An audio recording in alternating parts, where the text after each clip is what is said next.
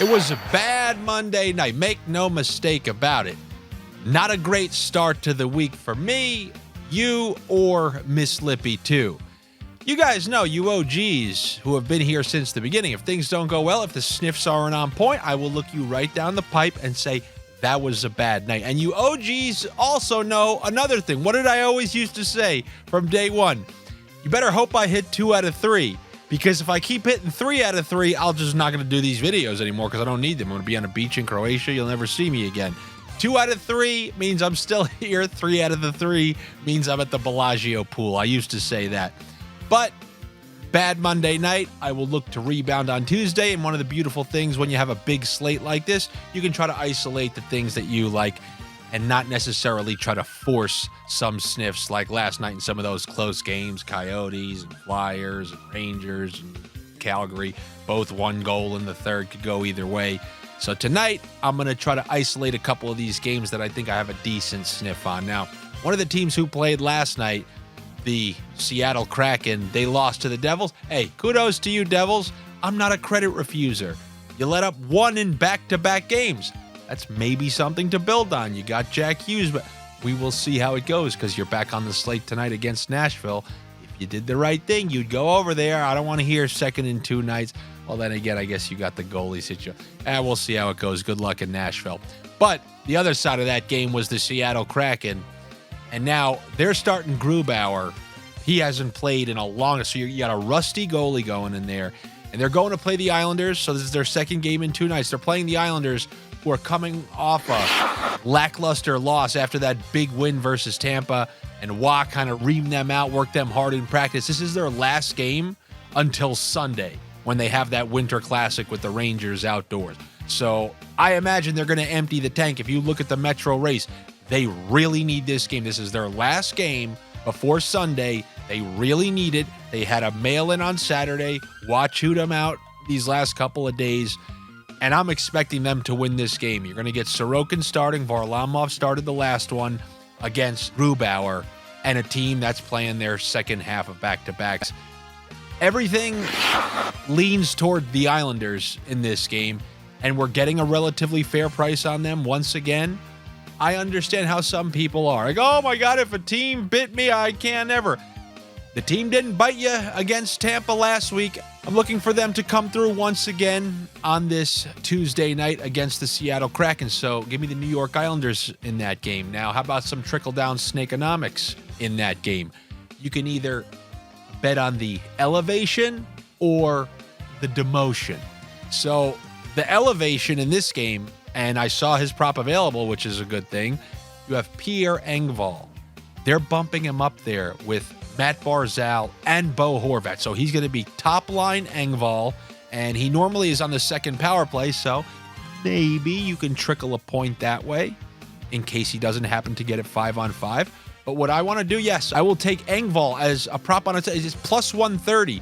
But I almost, if he's going to get a point, it's going to be with those line mates. I want Engvall and Horvat as a same game parlay. You put both of those two together, 2 line mates. And we have other line combos coming in this video as well. 2 line mates will get you like a plus 210, 220 payout. And that's not bad. You typically put 2 line mates together on the top line. It's like minus 150, minus 160. But because we have somebody like Engvall being thrown up there, it's no different than when we took Palat last week. Palat got elevated to that top line, and we took his point, or I'm pretty sure I did it on the video. Definitely, I told them on the Patreon, but when you get an elevation like that, you try to make the most of it. Let's see if Barzal, Horvat, and him can connect for 1. I'm not going to include Barzal because his is at 1.5. I just want 1 to click on that top line. And they're gassing it up a little bit in the practice reports, so we will see how it goes. So Engvall and Horvat to register a point, and I will take the Islanders to win that game. The next team is another team you might not want to bet on because of previous results, but we got to win with them going into the All-Star break. I got to win with them coming out of the All-Star break, and now I'm looking for that to continue because I know they're we all know they're a quality team. They've been in the playoffs the last 2 years, and they haven't got worse since then. They've gotten better, and they just had an awful stretch in the middle. Fired their coach, crushed the Oilers at home, And now they're going on the road to Buffalo. And Buffalo, yes, they are one of these teams who can screw you. They can screw a lot of teams. But philosophically, give me a team that's responsible defensively over an all offense. Just hold R2, hold speed burst, go forward all the time. And I'm going to take the Kings once again to win their third straight game and changing the course of their season back into a positive direction. That was a great win against the Oilers. What a spoiler that would be to just lose that next game. I don't know if it's going to be easy, but I think the Kings are going to find a way to win this game. And once again, the good thing about early season struggles, or in this case, mid-season struggles, they were dominant early, is we're getting fair prices. And if you're somebody who's going, in what world I don't have a fair price? If this game was a month and a half ago, this is like -2 something. And go look when the Kings played like the Blue Jackets or something like that when they were in the midst of their win streak. So it's a good price if they are back to playing Kings hockey against a Buffalo Sabres team who, you never really know what you're going to get. They can show up offensively, but like I just mentioned, I trust a good defense against a good offense. And if you're showing me the Sabres listed at 6 on a total, I just have no choice but to take the over on that. I'm going to go over 6, but I like the Kings. And just like I gave you a pair of line mates to register a point, I'm going to go with the Kempe Kopitar. Anytime somebody's on the top line together and they're on the top power play together, and Kopitar is the main distributor, he's the quarterback of that power play, all they got to do is connect on one versus the Sabres. God forbid they lose this game, and that doesn't come through. I still think both of them will at least connect for a goal. So give me the Kempe Kopitar same game parlay, which puts you probably around plus 150 or something like that between those two. So I like the Isles, the Kings, and then this one's tough. I've given out 2 division winners this year that I thought were good picks, still think they're good picks, and that's the Carolina Hurricanes and the Dallas Stars. They're playing each other. Hopefully it's a 3-point game. So I've told you guys that I've been noticing Jake Ottinger playing fantastic recently, and this puts me in a tough spot for this game, but fortunately, I'm a little surprised that they have it listed as 6.5. I kind of weirdly get it, though.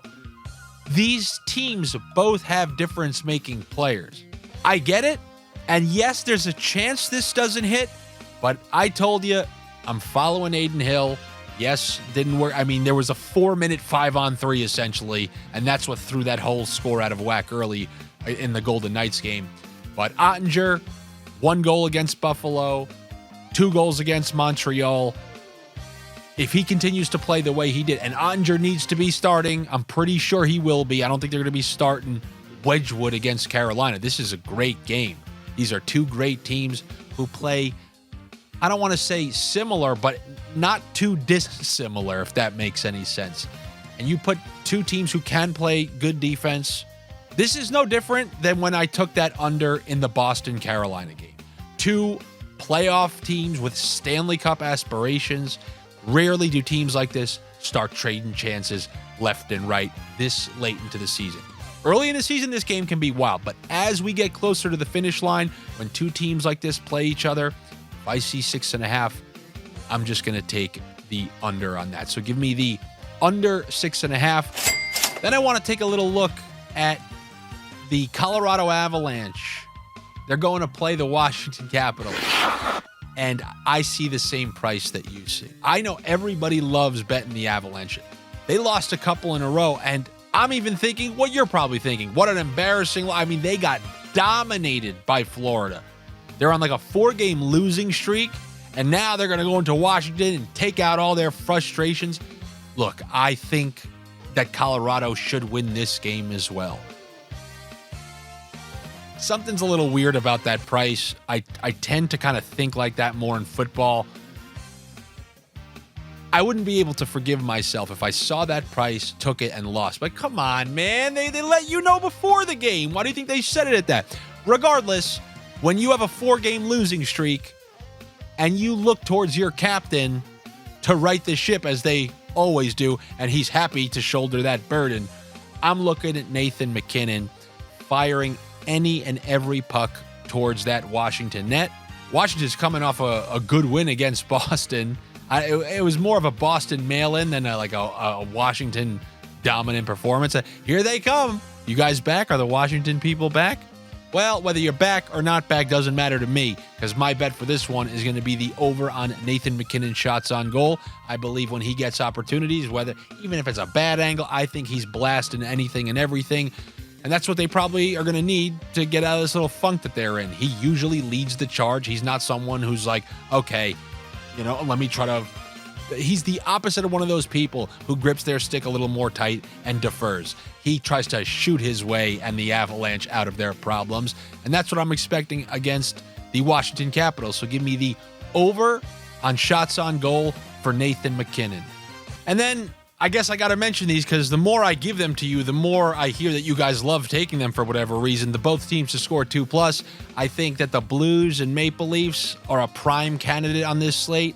I think the Blues, they've been weirdly winning games and scoring goals for a while, other than that mail-in right before the All-Star break. And then the Leafs, they lost that game against Ottawa, but they've been scoring just fine recently. Their high-end players are producing, especially guys like Nylander finally got out of that funk. So I think this is a prime candidate for both teams to score 2+. If you wanted to add that to anything else that I'd already given to maybe bring something to plus money bet, definitely Ottawa and Columbus. This one obviously has major ruckus potential. This is one where you can look for players, 2 points here, 2 points there. I saw a line mate combo that I put together on Bet365, 2 points for Tkachuk, 1 point for Josh Norris. That's plus 450 right there. Just in case you don't know why I'm doing that, 2 line mates who are also on the top power play. So top line, top power play, and I'm looking for them to connect once and then looking for Tkachuk to get that extra point. So I'm hoping that line clicks in a game that's supposed to have, I guess according to the sportsbook, 7 goals or more. So when I do my same game ruckus parlays, and for new viewers, new watchers, anytime we refer to ruckus here, it means games where there's just goals flying in. So when I say we're looking for ruckus, we're looking for games with goals dropping, because games where a bunch of goals drop are the ones where the parlay pirates, and parlay pirates are people who just parlay a bunch of things together. They want to see a huge payout. The ruckus games provide the highest % chance of hitting a big payout, because you hit big payouts when you take 2 points for this guy, 2 points for this guy, and you can nail things like that. So I'm going to go 2 points for Tkachuk, 1 for Josh Norris. That's plus 450. Or if we want to go 2 and 2, we're going to go with Gaudreau on one side, like we typically do. And then on the other side, we can go with Claude Giroux. So that game has ruckus potential. Or, I mean, you can do a Werenski, Stützle, and the over 6.5. There are all sorts of combos. This is the ruckus game where if you're going to add things in there and try to nail something big, this one probably has the highest potential. And I will note that Ottawa has been playing pretty well recently. They've been winning, and for what it's worth, as I mentioned yesterday, they really have so many good players. They have 7 or 8 top 6 forwards and 3 horse quality defensemen, although 1 is out of the lineup. So always remember, you can take Shabbat. He provides a good value, but the price is wrong. Remember when he came back and he was plus money every single game? We only have a few games while we can take advantage of that. That's always what I try to do, and that's why I gave that Pierre Engvall one earlier. That's what I got for you here on a Tuesday. Good luck to you. Better luck to me. Now, thank you guys for, you hit the 7,000. You hit 125 comments. You do your job. I do my job. Just like Bill Belichick says, do our job. Now I'll try to do my job and nail some sniffs for you. Make sure you do the same. You do the same, and I'll do the same tomorrow. And as always, if you want, you can join the Patreon. It's patreon.com/Andy Francess. That's where I can give updated picks once I have all the prices, and I'll let you know which goalie's starting this, that, and the other. But if not, I will see you guys tomorrow for some Wednesday NHL Sniffs. I will see you then.